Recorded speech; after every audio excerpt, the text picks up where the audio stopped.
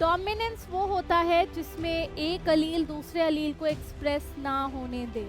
तो अगर capital T small T present है तो ये इसको एक्सप्रेस होने नहीं देगा और जो प्लांट बनेगा वो टॉल बनेगा। तो यहाँ पे आप देख सकते हैं कि जो जीनोटिपिक यानी जेनेटिक कंपोजिशन क्या है, उसकी रेशो आ जाएगी आपकी 1:1। यानी यहाँ पे 50% आपके कैपिटल टी है और 50% कैपिटल टी स्मॉल टी है। The female has XX chromosome homogametic and the male has heterogametic composition XY. The sex of the baby is determined by the type of male gamete that fuses with the female. तो male ही decide करता है। Hello प्यारे बच्चों, कैसे हो सब? I hope you all are doing well. और लास्ट में जो हमने चैप्टर का सोल्यूशन किया था sexual reproduction in flowering plants, वो आपने अच्छे से समझकर दोबारा उसकी प्रैक्टिस की है, मैं ये उम्मीद करती हूँ। तो आज हम अपना सेकेंड चैप्टर स्टार्ट करने वाले हैं, which is principles of inheritance and variation. चलिए बिना किसी डिले के आज का लेक्चर स्टार्ट करते हैं। तो ये जो चैप्टर है बोर्ड में इसकी जो वेटेज है वो बेसिकली आपकी ऑलमोस्ट 8 मार्क्स के जो है इनमें से क्वेश्चन आते हैं। तो आपके 12th में जो पहले 3 चैप्टर्स है ना, sexual reproduction, then principles of inheritance and variation, then molecular basis of inheritance, इनसे काफी ज्यादा मार्क्स के क्वेश्चन पूछे जाते हैं, राइट। तो चलिए पहला क्वेश्चन हम स्टार्ट करते हैं। पहला क्वेश्चन है that mention the advantages of selecting P plant for the experiment bye Mendel. Mendel ने क्यों पी प्लांट को ही चूज किया, क्या खास बात थी? तो सबसे पहला था कि पीस जो थे वो बहुत सारे कंट्रास्टिंग कैरेक्टर शो कर रहे थे। उनको दिखाई दिया कि कुछ प्लांट लंबे हैं, कुछ ड्वार्फ है, कुछ में सफेद कलर के फ्लावर है, कुछ में वॉयलेट कलर के फ्लावर है, कुछ में जो सीड्स हो रही हैं वो येलो कलर की है और कुछ में ग्रीन कलर की, एंड सो ऑन। तो उनको ये कंट्रास्टिंग कैरेक्टर्स दिखाई दिए।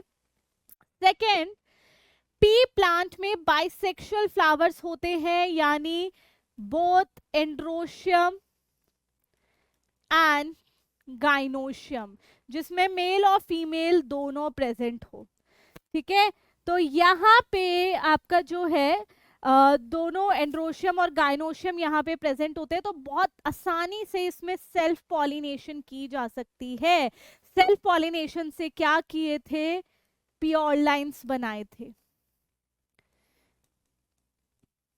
तो मेंडल ने सबसे पहले सेल्फ पॉलिनेशन करवाया था पी प्लांट में प्योर लाइन्स बनाने के लिए। प्योर लाइन्स वो होते हैं जो किसी पर्टिकुलर ट्रेट के लिए होमोजाइगस हो। सपोज अगर टॉल प्लांट है तो उसमें कैपिटल टी ही होगा, कैपिटल टी स्मॉल टी नहीं होगा। तो किसी भी करेक्टर के लिए, ट्रेट के लिए अगर होमोजाइगस कंडीशन है तो उसको हम प्योर लाइन बोलते हैं। तो मेंडल ने सेल्फ पॉलिनेशन का इस्तेमाल किया प्योर लाइन को बनाने के लिए, क्योंकि मेंडल के एक्सपेरिमेंट में जो पेरेंट्स सबसे पहले लिए जाते हैं वो प्योर लाइन्स लिए जाते हैं। फोर्थ इज क्रॉस पॉलिनेशन बड़े आराम से की जा सकती है, राइट। अपने डिजायरेबल पोलन ग्रेन से पॉलिनेशन की जा सकती है। तो मेंडल ने दोनों चीज का इस्तेमाल किया, उन्होंने सेल्फ पॉलिनेशन भी करवाई और इसके बाद उन्होंने क्रॉस पॉलिनेशन का भी इस्तेमाल किया अपने एक्सपेरिमेंट में। पी प्लांट में बहुत शॉर्टर लाइफ स्पैन है और इसी शॉर्टर लाइफ स्पैन में एक जनरेशन में बहुत सारे बीज मिल जाते हैं। तो लगभग 6 से 7 महीने में ये अपना लाइफ स्पैन कंप्लीट कर लेता है और बहुत सारे सीड देता है। तो इसका एडवांटेज है ये है कि बहुत कम ड्यूरेशन में बहुत ज़्यादा क्या कर सकते हैं, जनरेशन को पढ़ सकते हैं। तो ये आपके कुछ एडवांटेजेस थे जिसकी वजह से मेंडल ने पी प्लांट को क्या किया, चूज किया, right. So this is, I am giving you 10 seconds here, सबको 10 सेकेंड मिल रहे हैं यहाँ पे। पढ़िए इसको और बताइए कि if you have any doubt. चलिए 5 सेकेंड्स। बहुत आसान है, आई थिंक ये सबको पता है कि क्या पी प्लांट में खास बात थी कि मेंडल ने उनको अपने एक्सपेरिमेंट के लिए इस्तेमाल किया। ओके 5 सेकेंड्स मोर। चलिए 5 सेकेंड्स और दे दिया आपको यहीं पे रिवाइज करने के लिए।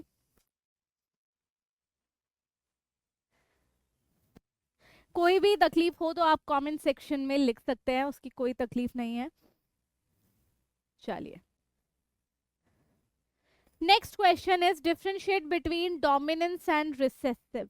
ठीक है, डोमिनेंस वो होता है जिसमें एक अलील दूसरे अलील को एक्सप्रेस ना होने दे। तो अगर capital T small T present है तो ये इसको एक्सप्रेस होने नहीं देगा, और जो प्लांट बनेगा वो टॉल बनेगा। ठीक है, so for example tall plant, round seed, violet flower are dominant character. Where is recessive वो है जो डोमिनेंट के एब्सेंस में अपना आप को एक्सप्रेस कर पाए। तो जब स्मॉल टी होगा तभी स्मॉल टी एक्सप्रेस कर पाएगा और वो ड्वार्फ प्लांट बना पाएगा। यानी रिसेसिव थोड़ा डरपोक है, कैपिटल टी के सामने उसकी चलती नहीं है, और जब भी कैपिटल टी एब्सेंट होगा वो शेर बन जाएगा, और यहाँ पे हमें मिल जाएगा dwarf plant. So this is the difference between dominance and recessive. Right, यहाँ पे मैं आपको 5 सेकेंड्स दे रही हूँ, देखिए इसको समझिए, एक एक वर्ड आपको यहाँ पे रीड करना है, पढ़ना है, कोई भी डाउट है उसको कमेंट सेक्शन में लिखना है। ठीक है, इसके बाद और है होमोजाइगस हेटेरोजाइगस के बीच में डिफरेंस, मोनोहाइब्रिड और डाईहाइब्रिड के बीच में डिफरेंस। चलिए देखते हैं, 5 सेकेंड्स मोर, 5 सेकेंड्स मोर।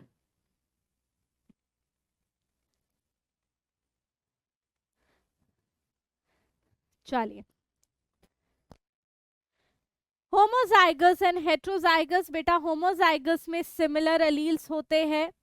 ठीक है, और एक ही टाइप के ये गैमीट बनाएंगे, जबकि हेट्रोजाइगस में आपके जो हेट्रोजाइगस है वो आपके डिफरेंट एलील होते हैं, और ये डिफरेंट काइंड्स के क्या बनाएंगे, आपके गैमीट्स बनाएंगे। ठीक है, जैसे होमोजाइगस में आपका एग्जाम्पल हो गया कैपिटल टी, हेट्रोजाइगस में हो गया capital T small T. Okay, monohybrid और डाईहाइब्रिड में क्या है बेटा, monohybrid involves the cross between parents with differ in only one character. जो एक करेक्टर में क्या हो, डिफरेंट हो, हाइट में हो सकते हैं, फ्लावर कलर में हो सकते हैं, सीड कलर में हो सकते हैं, फ्रूट कलर में हो सकते हैं, फ्रूट पोजीशन फ्लावर पोजीशन में हो सकते हैं, तो बाकी सब सेम है, बस वो एक करेक्टर में डिफर है, जबकि डाई हाइब्रिड में वो 2 करेक्टर में डिफरेंस है। ठीक है, example the cross between tall and dwarf plant एक मोनोहाइब्रिड का एग्जाम्पल है, and the cross between yellow wrinkle leaf with seed with those with green round seed is a dihybrid cross. ठीक है, जब हम एक करेक्टर को स्टडी करते हैं तो वो मोनोहाइब्रिड, जब 2 करेक्टर को स्टडी करते हैं तो वो हो गई डाईहाइब्रिड। तो इसमें करेक्टर क्या हुआ, करेक्टर हुआ हाइट। ओके, और ट्रेट क्या हुए, whether it is a tall plant or it is a dwarf plant।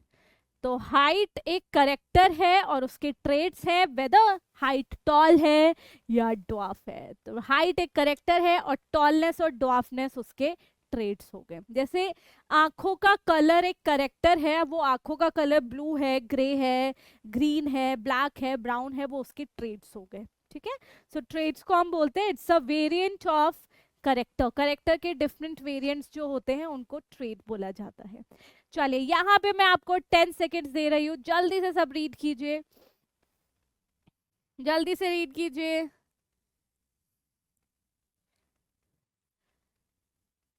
ये आपकी सारी चीज़ों को थोड़ा आसान कर देता है कि आपको बहुत सारी प्रॉब्लम होती है कोई भी सब्जेक्टिव क्वेश्चंस के आंसर लिखने में, तो थोड़ा इससे इजी हो जाएगा कि आगे आप कोई भी आंसर लिखने जाएंगे तो आपको पता होगा कि किस तरीके से लिखना है। तो कभी भी डिफरेंशिएट बिटवीन वाला क्वेश्चन आए तो कभी भी उसको बिना टेबल के नहीं लिखना है, उसको टेबल बना के टेबुलर फॉर्म में ही लिखना है, वो ज़्यादा इम्प्रेसिव होता है।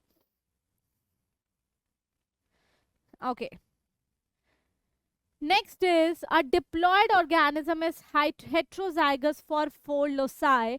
How many types of gamete can be produced? Heterozygous for 4 loci. ठीक है, एग्जाम्पल मैंने यहाँ पे ले लिया है ए बी सी डी, और उसके जो अलील्स है यहाँ पे स्मॉल ए, small B, small C, small D. तो यहाँ पे आप देख सकते हो 4 जगह से वो क्या है, हेट्रोजाइगस है। ठीक है, तो यहाँ पे n इज इक्वल टू 4 हो गया। तो फॉर्मूला क्या है, फॉर्मूला होता है 2 to the power n, where n is equal to number of heterozygous condition. n is equal to number of heterozygous condition. ठीक है, वो कितनी थी, वो 4 थी। सो 2 to the power 4 is equal to कितना हो जाएगा, 16। कितना हो जाएगा, 16। Answer is 16। Okay, I hope सबको ये क्लियर है। ये फॉर्मूला यूज करना है, बहुत आसान है, इसको नहीं भूलना है। It's a very important formula, बहुत इंपॉर्टेंट फॉर्मूला है। यहाँ पे 5 सेकेंड दे रही हूँ, 5 सेकेंड दे रही हूँ, जल्दी से इस फॉर्मूला को याद कीजिए सभी प्यारे बच्चों। Just learn this formula. बहुत सारे क्वेश्चन इसी के बेसिस पर आते हैं, तो इस फॉर्मूला को बिल्कुल नहीं भूलना है। चलिए देखिए सभी, लेक्चर के एंड में आपको होमवर्क के लिए भी क्वेश्चंस मिलेंगे, उसके लिए डोंट वरी।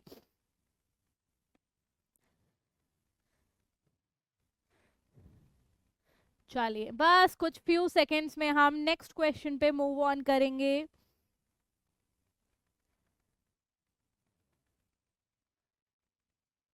चलिए, explain the law of dominance using monohybrid cross. ठीक है, चलिए पहले हम मोनोहाइब्रिड क्रॉस को मैं करके दिखा दूं। तो यहाँ पे मैंने पेरेंट्स ले लिए, ठीक है, टॉल पी प्लांट ले लिया, होमोजाइगस लेते हैं। हमेशा जो पहले पेरेंट होंगे उनको प्योर लाइन लेते हैं, प्योर लाइन मतलब होमोजाइगस। उसको मैंने ड्वार्फ पी प्लांट से क्या करवा दिया, क्रॉस करवा दिया। ठीक है, तो फिर बनेंगे गैमीट्स। तो यहाँ पे एक ही टाइप के गैमीट्स बनेंगे, यहाँ पे भी एक ही टाइप के गैमीट्स बनेंगे। ठीक है, अलील्स अलग हो जाते हैं गैमीट फॉर्मेशन में, ये सबको पता है। फिर बनेंगे ऑफस्प्रिंग्स, बच्चे। ठीक है, इसको हम बोलते हैं F1 जनरेशन। F मतलब फिलाइल, फिलाइल मीन्स सन, F1 जनरेशन। ठीक है, तो यहाँ पे बेटा किसी को भी इससे क्रॉस करो, आपको एक ही रिजल्ट मिलेगा, आपको एक ही रिजल्ट मिलेगा, that all individuals are toll.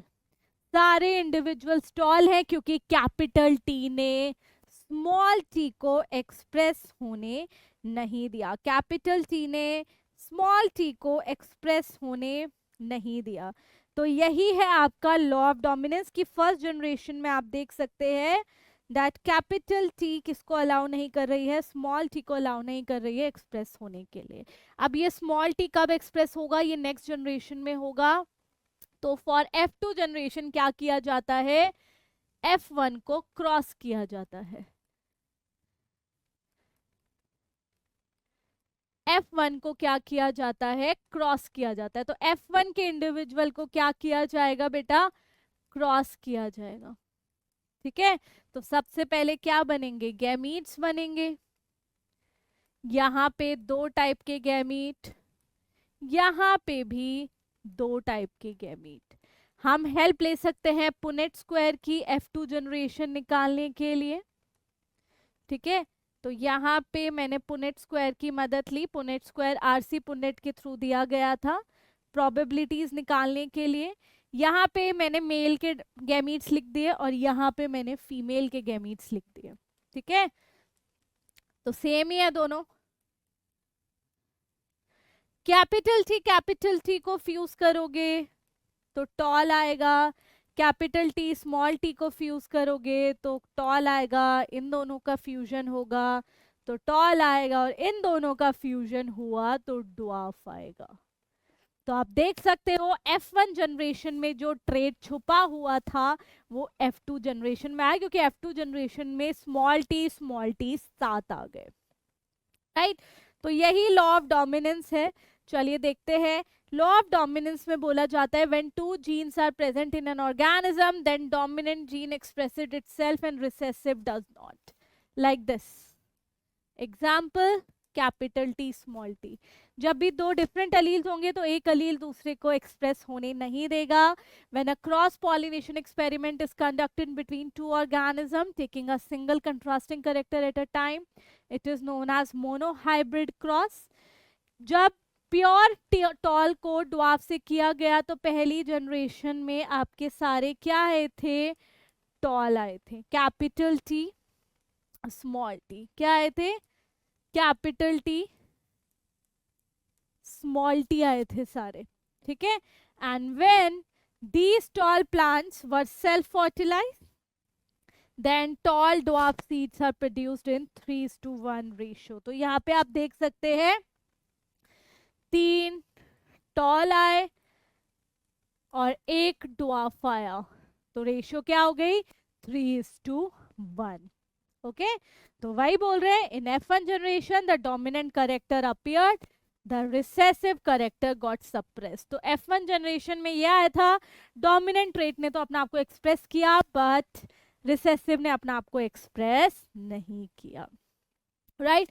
तो ये आपका एक लॉन्ग क्वेश्चन है जिसमें आपको मोनोहाइब्रिड क्रॉस करनी है और आपको लिखना है, बहुत अच्छे से लिखना है, पॉइंट बाय पॉइंट लिखना है, राइट। तो चलिए यहाँ पे मैं आपको दे रही हूँ 20 सेकेंड्स, 20 नहीं चलो 15 सेकेंड दे रही हूँ, जल्दी से सभी एक एक पॉइंट को यहाँ पे पढ़ लीजिए, ठीक है, जल्दी से।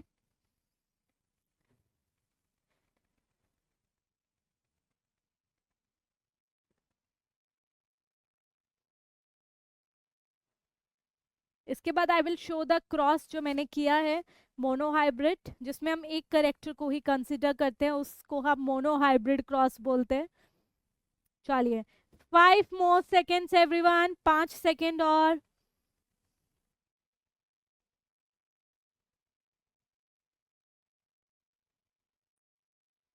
चलिए अभी आप ये क्रॉस देख लीजिए। ये जो रेशियो निकाली है बेटा मैंने, ये फिनोटिपिक रेशियो निकाली है, याद रखना। देखने में कैसा है वो जब रेशियो निकालते हैं उसको हम फिनोटिपिक रेशियो बोलते हैं, ठीक है। सामने से कैसा दिख रहा है, 3 टॉल दिख रहा है, 1 ड्वार्फ दिख रहा है, तो 3:1 आपकी क्या हो गई, फिनोटिपिक रेशियो हो गई।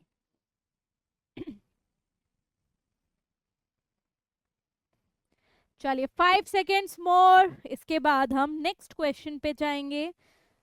Will move on to the next question. Define and design a test cross. Test cross क्या होता है बेटा, आपका ये टॉल प्लांट है, okay, you want to determine whether its genotype is capital T और कैपिटल टी स्मॉल टी। तो Mendel को भी ऐसे ही लगा था कि जो F1 जनरेशन और F2 जनरेशन में जो लंबे पौधे आ रहे हैं, जो टॉल प्लांट आ रहे हैं, वो होमोजाइगस है या हेट्रोजाइगस है। तो हम क्या करते हैं, टेस्ट क्रॉस के दौरान we cross it with recessive parental type, हम उसको रिसेसिव पेरेंटल टाइप से क्रॉस करवा देते हैं, ठीक है। तो 2 रिजल्ट आते हैं। इफ ऑल द ऑफस्प्रिंग्स, अगर सारे बच्चे टॉल आए, या फिर बी ऑप्शन 50% टॉल आए एंड 50% ड्वार्फ आए, ठीक है। तो वो जो टॉल पौधा था उसको रिसेसिव से कर दिया क्रॉस। तो अगर 100% टॉल आए यानी टॉल प्लांट जो है वो होमोजाइगस है, वो क्या है, होमोजाइगस, उसके पास रिसेसिव वाला अलील था ही नहीं। अगर 50% टॉल 50% ड्वार्फ आए, इसका मतलब जो टॉल प्लांट था वो हेट्रोजाइगस था, क्योंकि हेट्रोजाइगस के पास ही ड्वार्फ वाला जीन होगा, स्मॉल टी। ओके, अगर रिजल्ट आया 100% तो इसका मतलब वो होमोजाइगस था, रिजल्ट आया 50-50% यानी वो हेट्रोजाइगस था। तो यहाँ पे यही लिखा है, हमें टेस्ट क्रॉस करना है अननोन फिनोटाइप। हमने क्या किया, विद डोमिनेंट फिनोटाइप को क्रॉस करवा दिया रिसेसिव से, and if the unknown is homozygous then crossing with dwarf recessive give all the tall offspring। अगर वो होमोजाइगस है तो सारे टॉल आएंगे, अगर वो हेट्रोजाइगस है तो 50-50 आएगा। ठीक है, चलिए, बहुत आसान है, इस चीज को कभी मत भूलना, इंपॉर्टेंट चीज है। यहाँ पे मैं आपको 15 सेकेंड्स दे रही हूँ, ये टेस्ट क्रॉस होता है पता करने के लिए कि जो डोमिनेंट ट्रेट दिखा रहा है वो होमोजाइगस है, वो हेट्रोजाइगस है। यानी जो सपोज एग्जांपल मैंने लिया कि कोई टॉल प्लांट है तो वो होमोजाइगस है या हेट्रोजाइगस है, कैसे हम देख थोड़े ना सकते जीन्स और एलील्स को उसके अंदर झांक कर, है ना, वी कैन नॉट सी। तो ये मेंडल ने क्रॉस करके देखा था। चलिए 10 सेकेंड्स मोर, 10 सेकेंड्स, इसके बाद हम आगे क्वेश्चन देखेंगे, बहुत ही इंटरेस्टिंग क्वेश्चंस हैं। आई होप आपको किसी भी क्वेश्चन में इससे पहले दिक्कत होगी तो अब नहीं आएगी। चलिए 5 more seconds एवरीवन, 5 सेकेंड्स और।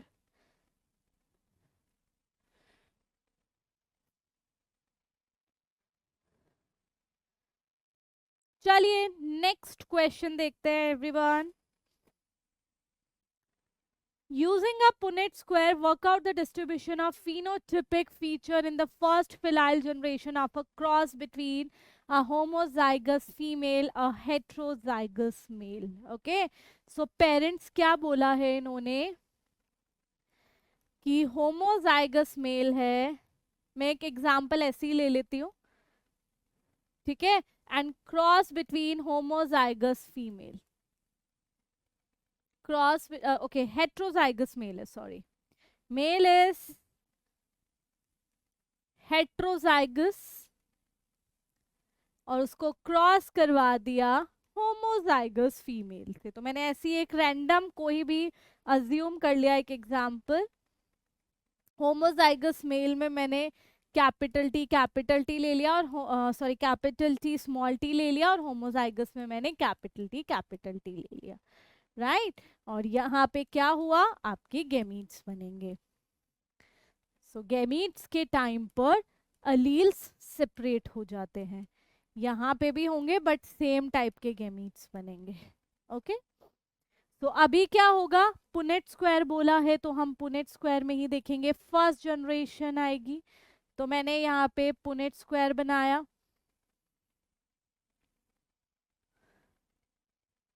यहाँ पे सारे मेल वाले गैमीट लिख दे, यहाँ पे फीमेल वाले। तो मेल वाले आपके कौन से हो गए, कैपिटल टी स्मॉल टी, और फीमेल वाले कैपिटल टी। ओके, तो अभी बस फर्टिलाइज कर देंगे इनको। तो यहाँ पे इन दोनों को फ्यूज करेंगे तो ये आएगा, इन दोनों को करेंगे तो ये, इन दोनों को करेंगे तो ये, इन दोनों को करेंगे तो ये, राइट। तो यहाँ पे आप देख सकते हैं कि जो जीनोटिपिक यानी जेनेटिक कंपोजिशन क्या है, उसकी रेशो आ जाएगी आपकी 1:1, यानी यहाँ पे 50% आपके कैपिटल टी है और 50% कैपिटल टी स्मॉल टी है, जबकि फिनोटिपिक रेशियो क्या आ जाएगी आपकी 100% टॉल। सारे के सारे क्या है आपके टॉल है, 100% टॉल होंगे, राइट, देखने में सारे टॉल होंगे। तो ये हमने किया, तो इसी तरीके से आपको करना है, राइट। आई होप सबको समझ आ गया है। जल्दी से बताइए कमेंट सेक्शन में लिखकर कि आपको क्लियर है या नहीं। फिर यहाँ पे मैं आपको 10 सेकेंड्स दे रही हूँ।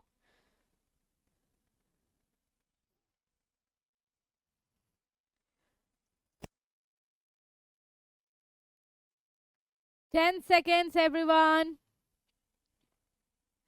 इसके बाद हम मूव करेंगे नेक्स्ट क्वेश्चन पे।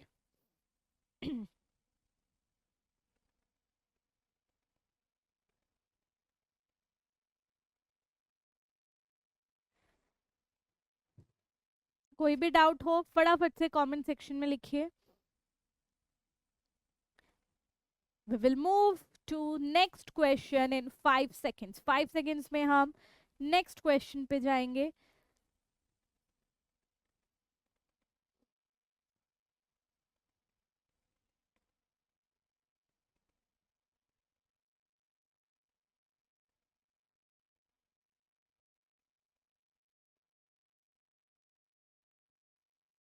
चलिए, when a cross between made is between tall plant with yellow seed and tall plant with green seed, what the proportion of phenotype in the offspring could be expected। तो parents उन्होंने लिए हैं ये,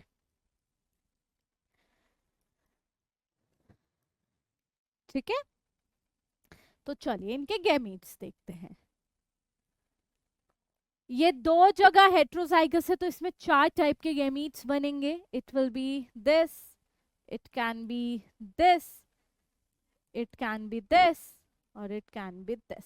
और यहाँ पे 2 टाइप के बनेंगे क्योंकि एक ही जगह हेट्रोजाइगस कंडीशन है 2 to the power 1 2। तो यहाँ पे 2 टाइप के गैमीट बनेंगे ये, ठीक है। तो अभी क्या होगा, पुनेट स्क्वायर बनेगा।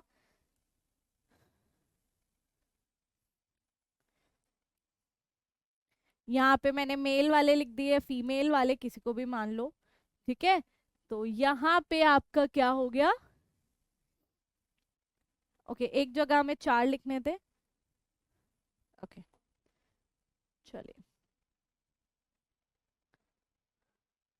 ओके। तो यहाँ पे मैंने ये वाले गैमीट लिख दिए और यहाँ पे मैंने वो जो 4 गैमीट्स बने थे,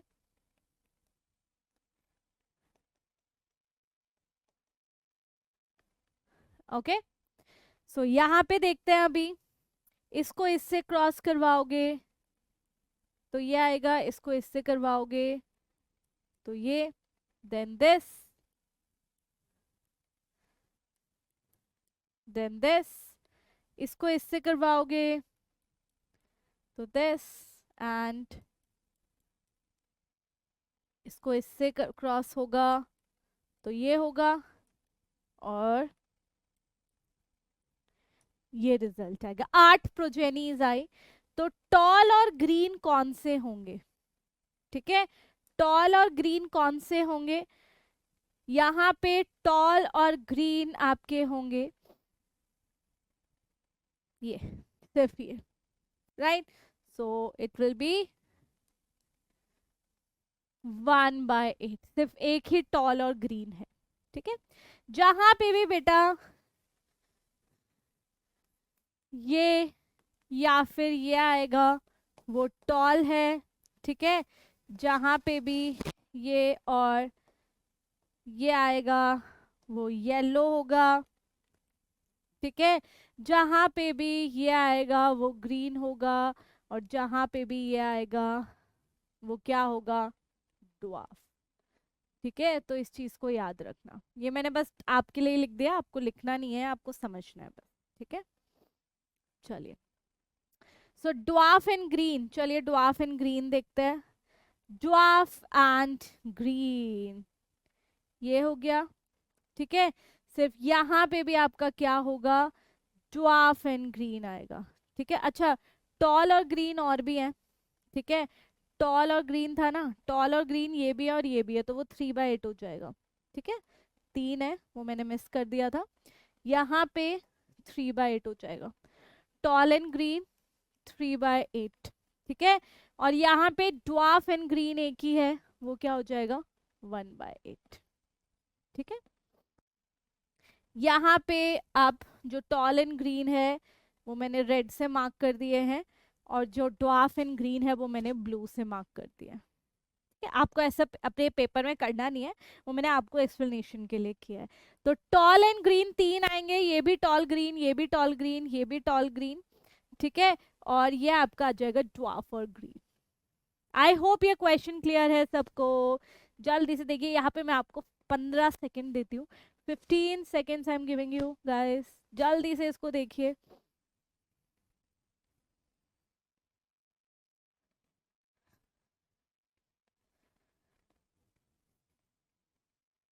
चलिए next question, two heterozygous parents are crossed if two loci are linked। इसका मतलब है दो जीन्स बहुत करीब हैं एक ही क्रोमोसोम पे, तो क्या होगा, ठीक है। तो जैसा कि आप देख सकते हैं, जितने वो करीब होंगे उतने पेरेंट्स जैसे ज्यादा बनेंगे और रिकॉम्बिनेंट उतने कम बनेंगे, ठीक है। तो linkage refers to the physical association of a gene on the same chromosome, ठीक है। तो यानी मोर लिंकेज,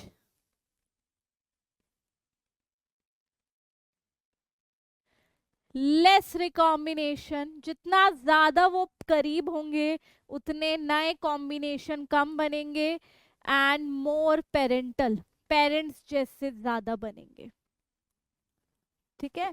तो जैसा कि आप देख सकते हैं मॉर्गन ने ड्रोसोफिला पे किया था, तो उन्होंने देखा कि जब उन्होंने क्रॉस पहला वाला क्रॉस किया था तो उसमें रिकॉम्बिनेंट पेरेंटल आपके इतने बने थे और रिकॉम्बिनेंट सिर्फ 1.3 बने थे। क्यों? क्योंकि यहाँ पे बॉडी और आई कलर का जीन लिंक्ड है, gene for body and I colour is linked, बहुत करीब है, इतने करीब की गहरी दोस्ती हो गई है, अब उनको कहीं नहीं जाना। तो ये दोनों जीन आपके ड्रोसोफिला के एक्स क्रोमोसोम पे प्रेजेंट होते हैं। तो यहाँ पे मैंने वाई आपका बॉडी कलर का ले लिया और आई कलर का मैंने, बहुत करीब होते हैं, जहां भी जाएंगे साथ जाएंगे, बहुत ही बेस्ट फ्रेंड्स हैं।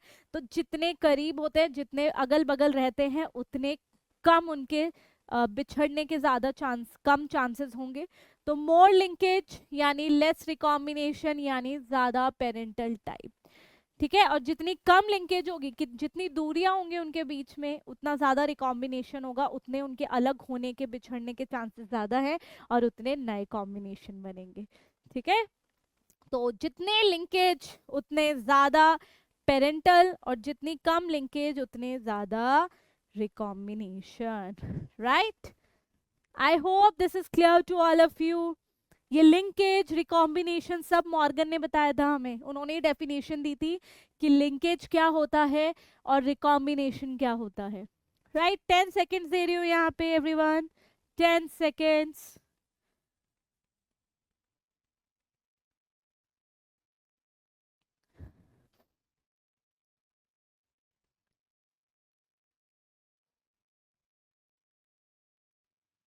चलिए 10 सेकेंड, 5 सेकेंड्स एवरीवन, 5 सेकेंड और, जल्दी से बताइए, कोई तकलीफ, कोई डाउट आपको। ओके यहाँ पे रिकॉम्बिनेंट्स लिख देती हूँ मैं।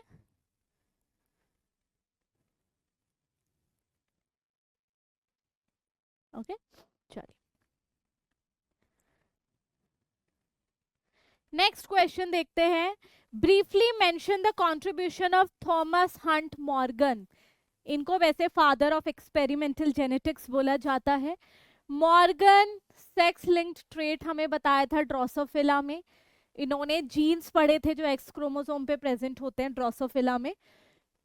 ही carried out several experiment on fruit fly and his dihybrid crosses revealed that gene of some trait did not segregate like 9:3:3,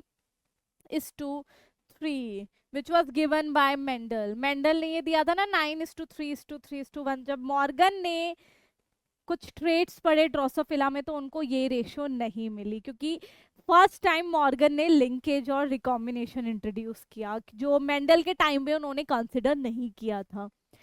He inferred that when two genes are situated on the same chromosome, the proportion of parental genes are significantly higher.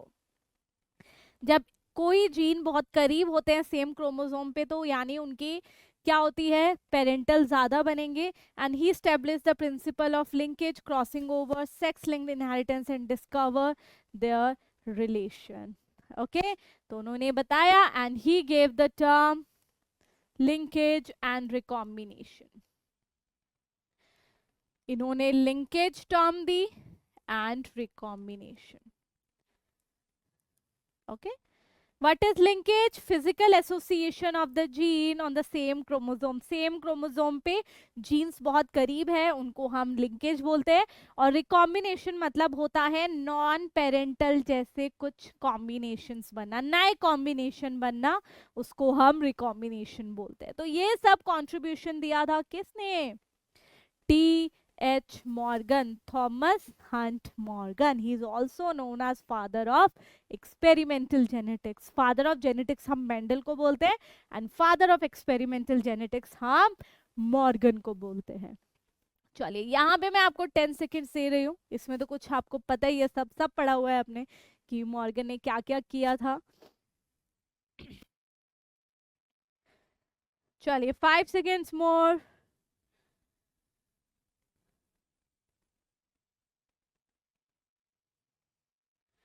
5 seconds more everyone. 5 second और.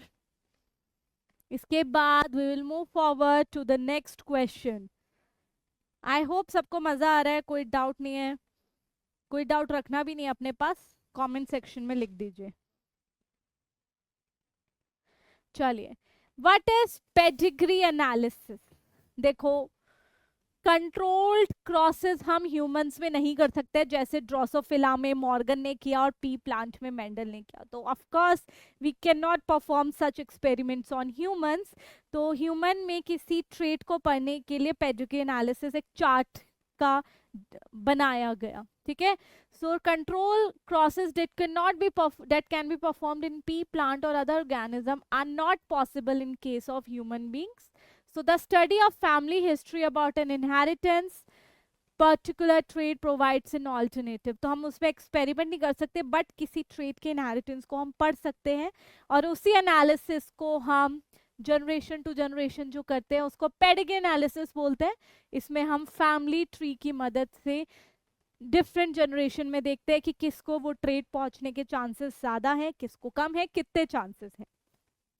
In human, इसके बाद पूछा है how this analysis can be useful. इसका answer ये हो गया, in human genetics pedigree study provides a very strong tool which is utilized to trace the inheritance of a specific trait, abnormality और disease. तो किसी disease को पढ़ने के लिए बहुत मदद करता है. ठीक है, ये हमें बताता है कि आगे वाली जनरेशन में कितने चांसेस हो सकते हैं उस abnormality और बीमारी को पहुंचने के, राइट, कितनी प्रोबेबिलिटी हो सकती है. So yes, point two point ऐसे ही आपको आंसर लिखना है एनसीईआरटी की लैंग्वेज, थोड़ी सी अपनी मिक्स लैंग्वेज, तो बन गया आपका परफेक्ट आंसर. चलिए, यहाँ पे 10 सेकेंड्स दे रही हूँ हम.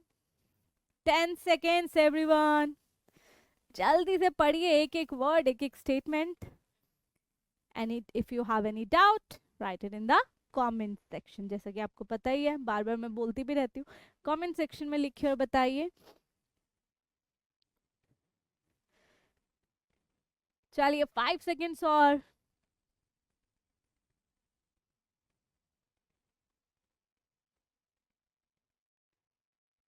चलिए, नेक्स्ट देखते हैं.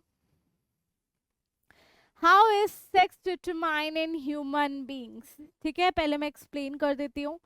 ह्यूमंस में आपको पता है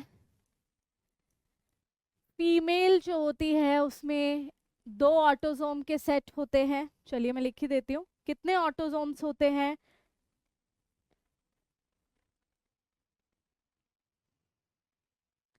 44 और XX 2 X क्रोमोसोम होते हैं. और मेल में 44 ऑटोसोम्स होते हैं और X और Y होते हैं. ठीक है, X और Y को हम सेक्स क्रोमोसोम या एलोसोम बोलते हैं और ऑटोसोम्स हमारे जो भी सेक्स क्रोमोसोम के अलावा क्रोमोसोम्स होते हैं उनको ऑटोसोम्स बोलते हैं. तो गैमीट्स फॉर्मेशन होती है, यहाँ पे 22 ऑटोजोम्स और एक एग में चला जाएगा, और बाकी 22 और एक्स दूसरे एग में चले जाएंगे। सिमिलरली यहाँ पे आपका 22 ऑटोजोम और एक एक्स एक स्पर्म में चला जाएगा, और 22 ऑटोजोम्स और एक वाई दूसरे स्पर्म में चला जाएगा। तो आप यहाँ पे देख सकते हैं जो मेल है वो हेट्रोगेमेटिक होते हैं, यानी 2 टाइप के गैमीट्स बनाते हैं। ठीक है, और मेल ही डिसाइड करते हैं, मेल का स्पर्म ही डिसाइड करता है कि जो बच्चा होगा वो मेल होगा या फीमेल होगा। तो जो ऑफस्प्रिंग है, चलिए देखते हैं, ये आपका दोनों ही सेम है। ठीक है, ये अगर इससे फ्यूज कर गया तो बालिका होगी, फीमेल चाइल्ड, एंड ये अगर इससे फ्यूज हो गया तो बालक होगा, वो आपका हो गया मेल चाइल्ड। ओके, तो 50-50 चांसेस होते हैं, और वो स्पर्म ही डिटरमाइन करता है कि फीमेल चाइल्ड होगी या मेल चाइल्ड होगा। तो this is how the sex is determined in human. तो हम इसको थ्योरी में कैसे लिखेंगे, इस चार्ट को भी बनाएंगे और थ्योरी में लिखेंगे that humans have 23 pairs of chromosome in which 22 pairs autosomes है, और एक पेयर सेक्स क्रोमोसोम का होता है। सेक्स क्रोमोसोम को हम एलोसोम भी बोलते हैं। The female has XX chromosome, homogametic, and the male has heterogametic composition, XY. Okay, तो लिखा हुआ है वहाँ पे वैसे तो. The sex of the baby is determined by the type of male gamete that fuses with the female. तो male ही decide करता है. If the fertilizing sperm contain X, then the baby will be girl. If अगर sperm में Y हुआ, तो baby will be boy. पता ही है सबको, ये मैंने यहाँ पे आपको एक्सप्लेन कर ही दिया था, राइट। तो इसको चलिए 10 सेकेंड्स लीजिए, और इसमें तो आई डोंट थिंक सो किसी को डाउट होगा, बट आपको फिर भी डाउट है, please let me know in the comment section. 10 seconds everyone.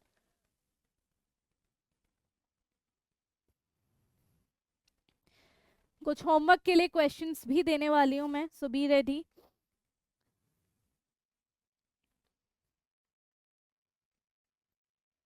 चलिए 5 सेकेंड्स मोर, 5 सेकेंड्स।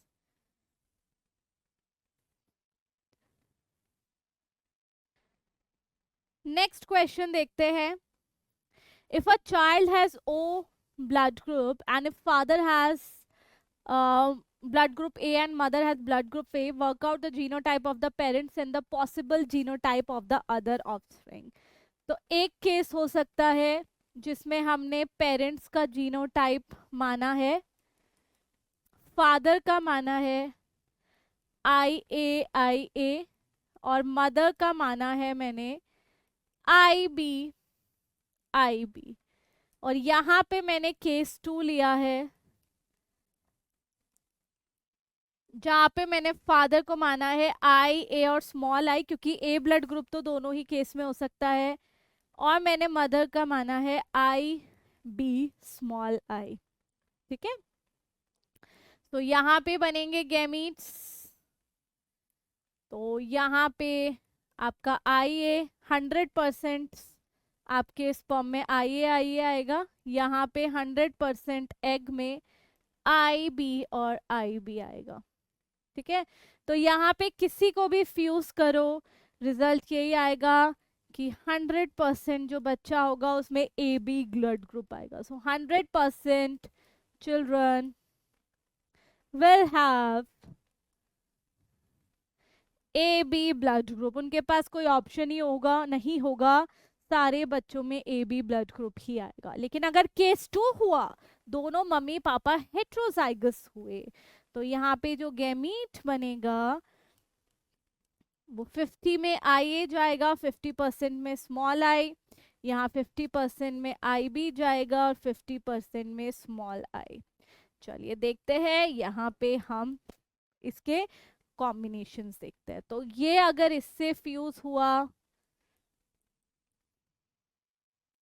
तो AB ब्लड ग्रुप आएगा, ये अगर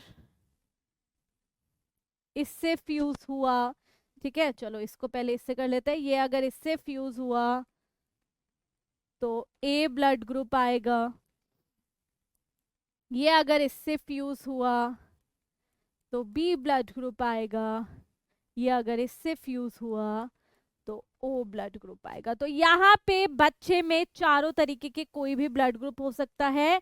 सो चाइल्ड में have A B, A B और ओ ब्लड ग्रुप। बच्चे में इन चारों में से कोई भी ब्लड ग्रुप हो सकता है, कोई भी ब्लड ग्रुप हो सकता है। तो यहाँ पे हमने दोनों केस कर लिए। एक केस और बनता है वैसे, जिसमें मदर या फादर में से किसी को हम होमोजाइगस ले लें, किसी को हेट्रोजाइगस ले लें, ठीक है, वो भी केस बन सकता है। तो यहाँ पे हमने दो केस ले लिया, दैट इज इनफ, राइट। तो पहले वाले केस में अगर दोनों माँ बाप होमोजाइगस हैं तो सारे बच्चे ए बी ब्लड ग्रुप के आएंगे। दूसरे वाले में दोनों हेट्रोजाइगस हैं तो बच्चों में चारों में से कोई भी ब्लड ग्रुप आ सकता है। तो यहाँ पे मैं आपको 10 सेकेंड्स दे रही हूँ, I am giving you 10 seconds everyone. जल्दी से इस क्वेश्चन को देखिए, कोई डाउट हो तो पूछिए everyone.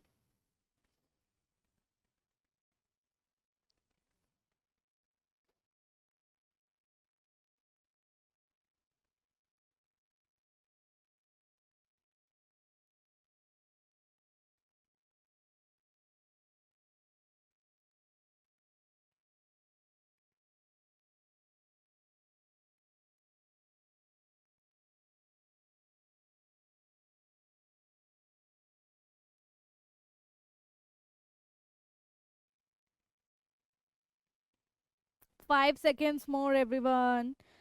We'll move forward to the next question. चलिए, explain codominance and incomplete dominance. So codominance एक फिनोमेना है जिसमें दोनों अलील हेट्रोजाइगस कंडीशन में एक्सप्रेस कर जाते हैं। जैसे ब्लड ग्रुप में आई ए आई बी हुआ तो ब्लड ग्रुप ए बी हो जाता है, दोनों एक्सप्रेस करते हैं। So both the allele are equally dominant in A B blood group. In humans the blood group character is controlled by 3 sets of allele IA, IB and small I. The allele IA and IB are equally dominant, are said to be codominant when they are expressed in AB blood group. दोनों एक दूसरे को क्या करते हैं, express करते हैं। दोनों एक साथ प्रेजेंट हुए तो दोनों जिद्दी हैं, दोनों एक दूसरे को क्या करेंगे, एक्सप्रेस करेंगे, राइट। This is codominance. इसके बाद इनकम्प्लीट डोमिनेंस भी हमें एक्सप्लेन करनी है, तो यहाँ पे आपको मिल रहे हैं 5 seconds. Here you are getting 5 seconds everyone.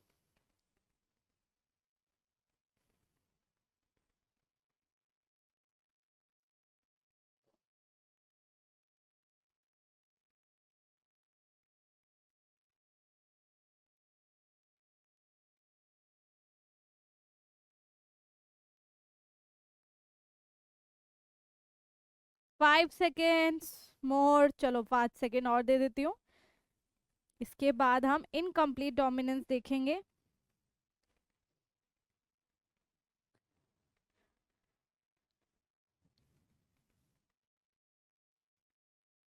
चलिए, इनकम्प्लीट डोमिनेंस में क्या होता है कि जो एक अलील है वो दूसरे अलील पे कंप्लीटली डोमिनेंट नहीं हो पाता, कलर बन गया पिंक, कंप्लीटली डोमिनेंट नहीं हुआ, ज्यादा नहीं चली इसकी, थोड़ा डर गया ये स्मॉल आर से।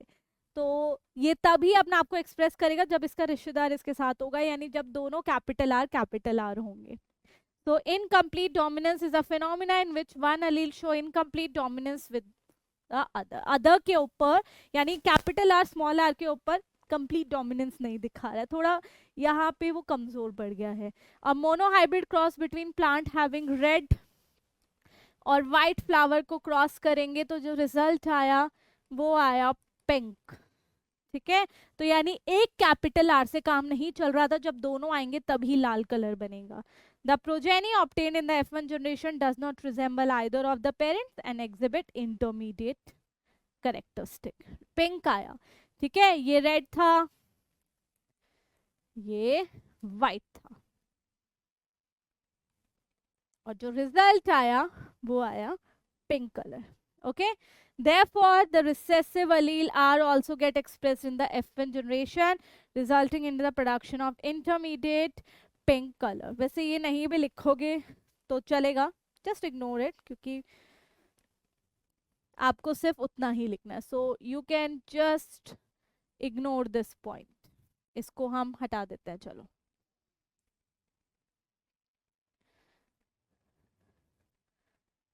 बहुत मेहनत हो रही है. चलिए पढ़िए इतने, बाकी सब एक्स्ट्रा टाइम नहीं दूंगी इसमें. Just read every point here. Okay, तीनों पॉइंट जो है इनकम्प्लीट डोमिनेंस को, डोमिनेंस के एक बार उनको पढ़िए. चलिए फिर हम नेक्स्ट क्वेश्चन पे जाएंगे. We will move forward to the next question. चलिए यहाँ पे क्या हुआ आपका, पॉइंट म्यूटेशन बोला उन्होंने. एक एग्जाम्पल देना है, सिंपल सा पूछा है. एक सिंगल बेस पेयर में चेंज आ गया, चाहे उसकी जगह कोई और आ गया या वो हट गया या कोई ऐड हो गया, उसको पॉइंट म्यूटेशन बोलते हैं. जैसे sickle cell anaemia. Sickle cell anaemia में एक सिंगल बेस पेयर में म्यूटेशन होता है जिसकी वजह से रेड ब्लड सेल्स क्या बन जाती है, sickle shaped. Red blood cell क्या बन जाती है, सिकल शेप. बहुत आसान है पॉइंट म्यूटेशन. चलिए क्योंकि इससे रिलेटेड हम नेक्स्ट क्वेश्चन भी पढ़ेंगे तो वो बता दूंगी. अब देखो इन्होंने सिंपल पूछा, कुछ नहीं पूछा. Who had proposed the chromosomal theory of inheritance, Sutton and Boveri. कुछ नहीं पूछा, बस नाम पूछा. कुछ चीज एक्स्ट्रा चीज हमें लिखनी नहीं है. सटन एंड बोवरी 1902 में दिया था, जिसमें उन्होंने बताया था कि क्रोमोसोम और जीन पैरेलल बिहेवियर शो करते हैं क्योंकि genes are present on chromosome. तो जैसा क्रोमोसोम करेंगे वैसा ही जीन करेगा.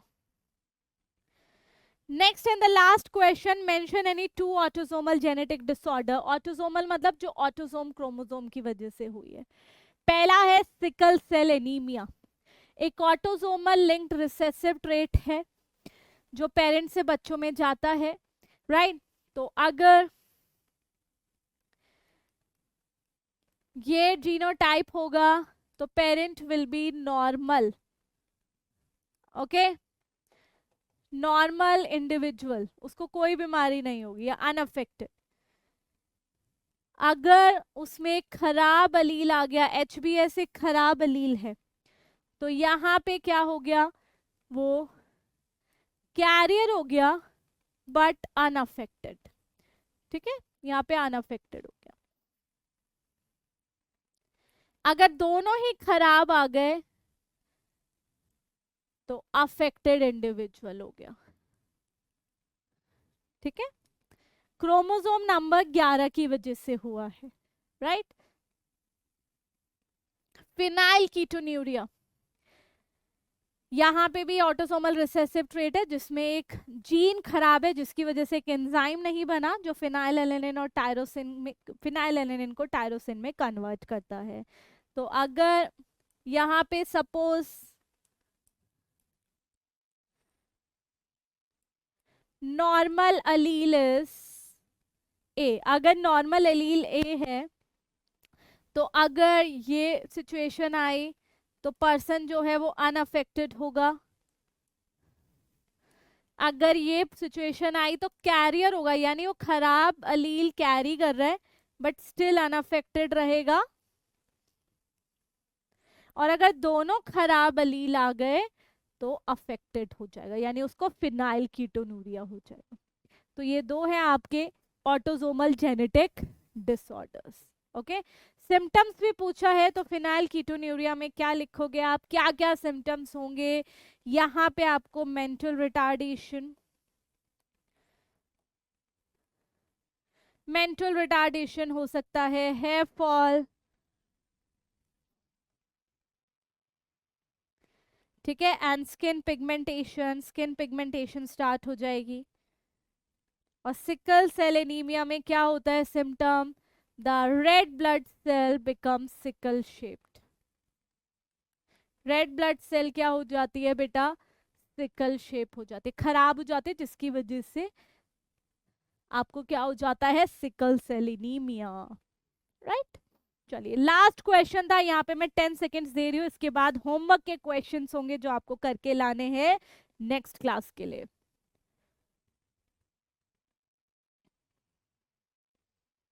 चलिए 10 सेकेंड्स हियर, यहाँ पे हम दे रहे हैं आपको 10 सेकेंड्स।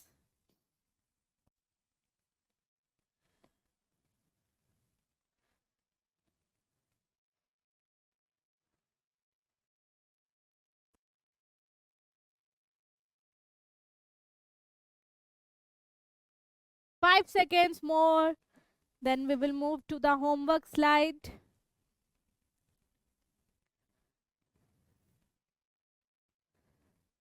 चलिए ये आपके कुछ क्वेश्चंस हैं, 4-5 क्वेश्चंस, आई थिंक 5 क्वेश्चंस हैं, तो इनको आपको लिखना है, सारे आंसर्स लिखने हैं इसके। 5 क्वेश्चंस फॉर होमवर्क एवरीवन, सब सॉल्व करने हैं। आई नो आप लोग कर सकते हैं, बहुत अच्छे से कर सकते हैं, तो जल्दी से देखिए, इसको नोट डाउन कीजिए। ऐसे तो आपको नोट्स में मिल जाएंगे, but still I am giving you 10 to 15 seconds सारे क्वेश्चंस को एक बार रीड करने के लिए।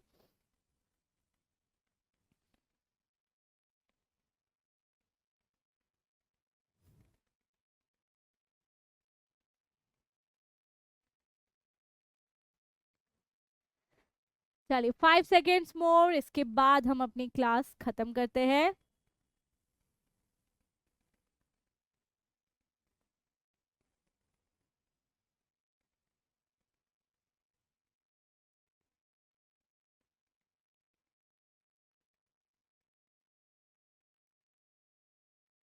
चलिए, तो मैं उम्मीद करती हूँ कि आपको यहाँ पे एक एक क्वेश्चन जो है वो क्लियर है। तो नेक्स्ट टाइम मिलते हैं everyone, till then take care, bye bye.